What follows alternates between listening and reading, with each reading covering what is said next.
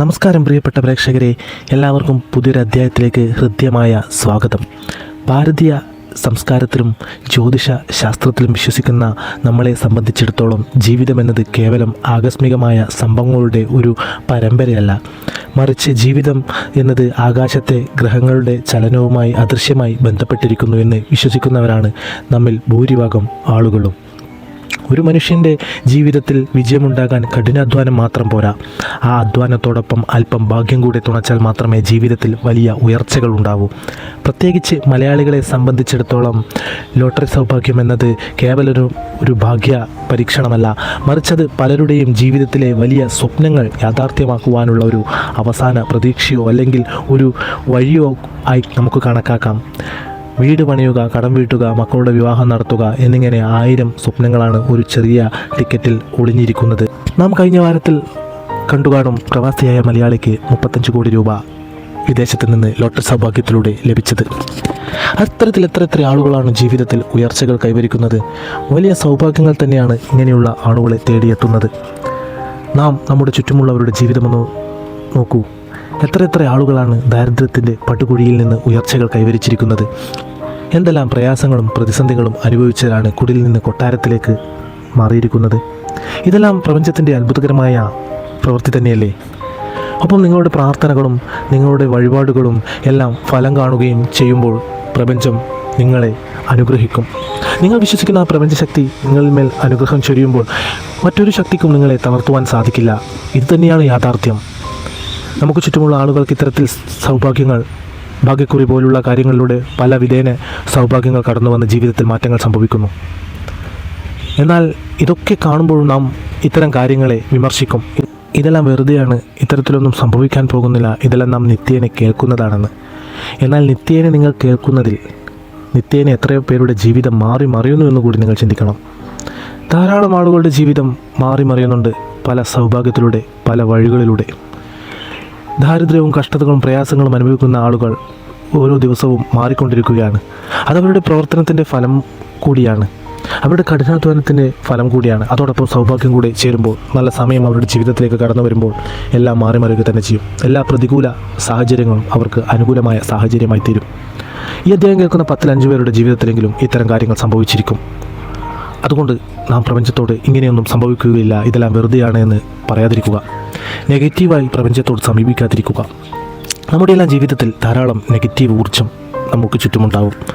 കണ്ണേറ്, ശത്രുദോഷം, പ്രാക്ക്, ഇത്തരത്തിൽ ധാരാളം മറ്റു പല നെഗറ്റീവ് ഊർജ്ജവും ഉണ്ടാവും.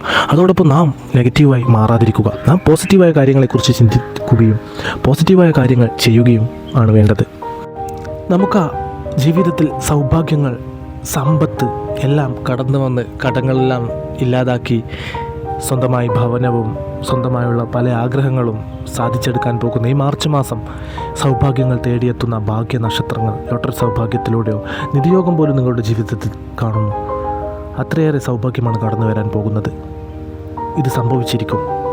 തീർച്ചയായും നിങ്ങൾക്ക് ഈ ഒരു മാർച്ച് മാസം നിങ്ങളുടെ ജീവിതം മാറ്റിമറിക്കുക തന്നെ ചെയ്യും. അതിനാവശ്യമായ ധനം അപ്രതീക്ഷിതമായി നിങ്ങൾക്ക് ലഭിക്കും. വലിയൊരു തുക തന്നെ നിങ്ങളുടെ കൈകളിലേക്ക് വന്നു ചേരും. ആ ഭാഗ്യ നക്ഷത്രങ്ങൾ ഏതൊക്കെയാണെന്ന് നോക്കുന്നതിന് മുൻപ് മറ്റൊരു കാര്യം കൂടെ പറയാം.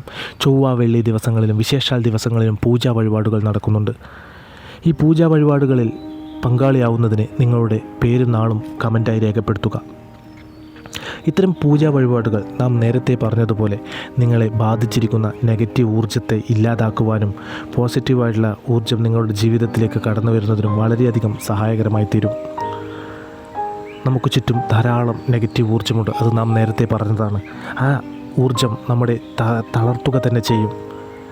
നമ്മുടെ മടിയും അലസതയ്ക്കും എല്ലാം പിന്നിൽ ഇത്തരം നെഗറ്റീവ് ഊർജ്ജങ്ങളാണ്.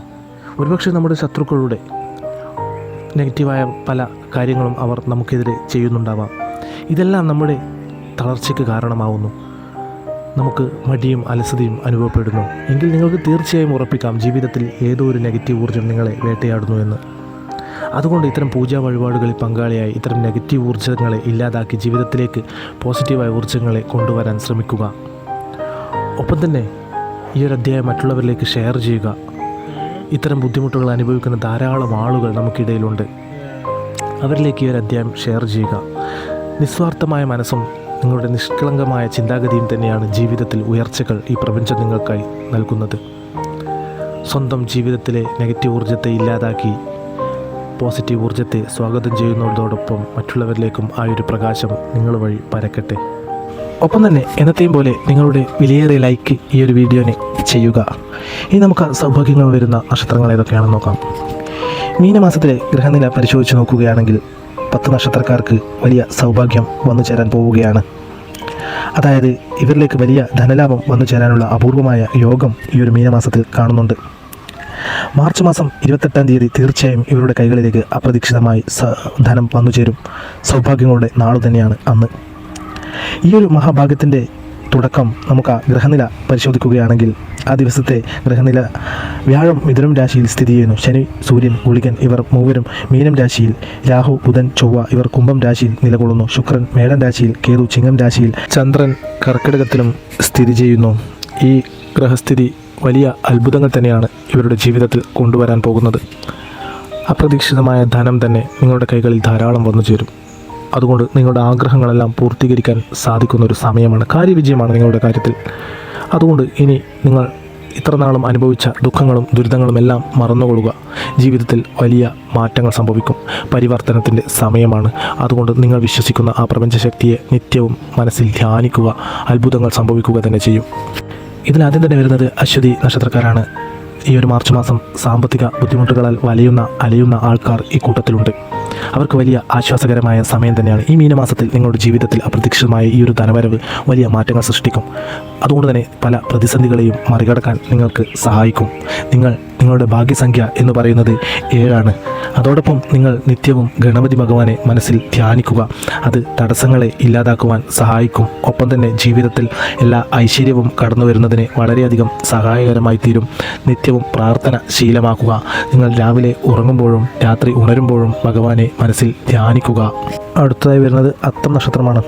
അത്തം നക്ഷത്രക്കാരെ സംബന്ധിച്ചിടത്തോളം നിങ്ങൾക്ക് ഈ ഒരു മീനമാസം വളരെ അനുകൂലമായ സമയം തന്നെയാണ്. ഗൃഹസ്ഥിതിയൊക്കെ പരിശോധിക്കുമ്പോൾ സ്വന്തമായി ഭൂമിയും ഭവനവും നിങ്ങൾക്ക് നേടിയെടുക്കുവാൻ സാധിക്കും. അപ്രതീക്ഷിതമായ ധനയോഗം ജീവിതത്തിലെ എല്ലാ പ്രയാസങ്ങളെയും ഇല്ലാതാക്കുവാൻ സഹായിക്കും. നിങ്ങളുടെ ഭാഗ്യസംഖ്യ 2. ആദിത്യ ഹൃദയ മന്ത്രം ചൊല്ലി ആദിത്യനെ പ്രാർത്ഥിക്കുന്നത് ജീവിതത്തിൽ വലിയ ഉയർച്ചകൾ കൈവരിക്കുന്നതിന് വളരെയധികം സഹായകരമായി തീരും. പ്രാർത്ഥനകളും ശീലമാക്കുക. രാത്രി ഉറങ്ങുമ്പോഴും രാവിലെ ഉണരുമ്പോഴും ഭഗവാനെ മനസ്സിൽ ധ്യാനിക്കുക. ജീവിതത്തിൽ രക്ഷപ്പെടുക തന്നെ ചെയ്യും. മൂന്നാമതായി വരുന്നത് ചോതി നക്ഷത്രക്കാരാണ്. ചോതി നക്ഷത്രക്കാർ വലിയ പ്രതിസന്ധികളിലൂടെ കടന്നു പോവുകയാണ്. ഒറ്റപ്പെടലുകളും പല കുറ്റപ്പെടുത്തലുകളും അനുഭവിക്കുന്നുണ്ട്. സാമ്പത്തിക ബുദ്ധിമുട്ടുകളും ഉണ്ട്. സ്വന്തമായി ഭവനം വേണമെന്നുള്ള ആഗ്രഹത്തോടെ നടക്കുന്ന ആളുകൾ ഇവരുടെ കൂട്ടത്തിലുണ്ട്. വാടക വീടുകളിൽ കഴിയുന്ന ആളുകളുടെ പ്രാർത്ഥനകളുടെയും വഴിപാടുകളുടെയും ഫലമായി തന്നെ നിങ്ങൾക്ക് ഇങ്ങനെയുള്ള കാര്യങ്ങൾ നേടിയെടുക്കുവാൻ സാധിക്കും. നിങ്ങളുടെ ഭാഗ്യസംഖ്യ 9. സുബ്രഹ്മണ്യ സ്വാമിയെ നിത്യവും പ്രാർത്ഥിക്കുക. അത് ഐശ്വര്യവും സമാധാനവും സമ്പത്തുമെല്ലാം കൊണ്ടുവരുന്നതിന് വളരെയധികം സഹായകരമായി തീരും. അപ്രതീക്ഷിതമായ ധനയോഗം ജീവിതത്തിൽ എല്ലാ മാറ്റങ്ങൾക്കും പരിവർത്തനങ്ങൾക്കും കാരണമാവും. അതുകൊണ്ട് തന്നെ നിങ്ങൾ വിശ്വസിക്കുന്ന പ്രപഞ്ചശക്തിയെ നിത്യവും മനസ്സിൽ ധ്യാനിക്കുക. രാത്രി ഉറങ്ങുമ്പോഴും രാവിലെ ഉണരുമ്പോഴും ആ ഒരു ശക്തിയെ മനസ്സിൽ ധ്യാനിച്ചുകൊണ്ട് മുന്നോട്ട് പോവുക. നിങ്ങൾക്ക് എല്ലാ ഐശ്വര്യവും സമാധാനവും സമ്പത്തുമെല്ലാം ജീവിതത്തിലേക്ക് കടന്നു വരുന്ന സമയമാണ്. പ്രപഞ്ചം നിങ്ങൾക്കൊപ്പമുണ്ട്. അത് 4മതായി വരുന്നത് പൂരുരുട്ടാതി നക്ഷത്രമാണ്. നിങ്ങളുള്ള ഭവനത്തിലൊക്കെ ഐശ്വര്യങ്ങൾ നിറഞ്ഞു നിൽക്കുന്ന ഒരു സമയമാണ് ഈ മീനമാസം. ആ ഒരു ഭവനത്തിൽ പല മംഗള കാര്യങ്ങളും നടക്കും. നിങ്ങളുടെ ആഗ്രഹങ്ങളെല്ലാം നേടിയെടുക്കാൻ സാധിക്കും. നിങ്ങൾക്ക് പരീക്ഷകളിലും നിങ്ങൾ ആഗ്രഹിക്കുന്ന രീതിയിലുള്ള വിജയം നേടിയെടുക്കാൻ സാധിക്കും. ബ്രഹ്മമുഹൂർത്തത്തിലേക്ക് എഴുന്നേറ്റ് പഠിക്കാൻ കഴിയുന്ന ആളുകൾക്ക് വലിയ നേട്ടങ്ങൾ ഈ ഒരു മീനമാസത്തിൽ നേടിയെടുക്കുവാൻ സാധിക്കും. അതുകൊണ്ട് തന്നെ സധൈര്യം മുന്നോട്ട് പോവുക. അപ്രതീക്ഷിതമായ ധനം നിങ്ങളുടെ ജീവിതത്തിലേക്കും കടന്നു വരും. അത് വലിയ മാറ്റങ്ങൾക്ക് കാരണമാകും. നിങ്ങളുടെ ഭാഗ്യസംഖ്യ 3. മഹാവിഷ്ണുവിനെ നിത്യവും പ്രാർത്ഥിക്കുക. അതായത് രാത്രി ഉറങ്ങുമ്പോഴും രാവിലെ ഉണരുമ്പോഴും ആ ഒരു പ്രപഞ്ചശക്തിയെ മനസ്സിൽ ധ്യാനിക്കുക. മഹാവിഷ്ണുവിൻ ക്ഷേത്രത്തിൽ ദർശനം നടത്തി വഴിപാടുകൾ ചെയ്ത് പ്രാർത്ഥിക്കുന്നതും വളരെ ശുഭകരമാണ്. നിങ്ങളുടെ ബാധിച്ചിരിക്കുന്ന നെഗറ്റീവ് ഊർജ്ജത്തെ ഇല്ലാതാക്കുവാൻ അത് വളരെയധികം സഹായകരമായി തീരും. കുടുംബത്തിലും ജീവിതത്തിലും മംഗളകാര്യങ്ങൾ ധാരാളം നടക്കാനുള്ള സമയമാണ്. അതുകൊണ്ട് പ്രാർത്ഥനകളും ആ ഒരു വിശ്വാസത്തോടുകൂടി മുന്നോട്ട് പോവുക. നിങ്ങളുടെ പ്രാർത്ഥനകളുടെയും നിങ്ങളുടെ വഴിപാടുകളുടെയും ഫലമായി തന്നെയാണ് ഇത്തരത്തിൽ സൗഭാഗ്യങ്ങൾ നിങ്ങളുടെ ജീവിതത്തിലേക്ക് കടന്നു വരുന്നത്. നിങ്ങൾ രക്ഷപ്പെടുക തന്നെ ചെയ്യും. അടുത്തതായി വരുന്നത് മൂലം നക്ഷത്രക്കാരാണ്. നിങ്ങളുടെ ദുഃഖ ദുരിതങ്ങളൊക്കെ ഈ ഒരു മീനമാസത്തോടു കൂടി അവസാനിക്കും.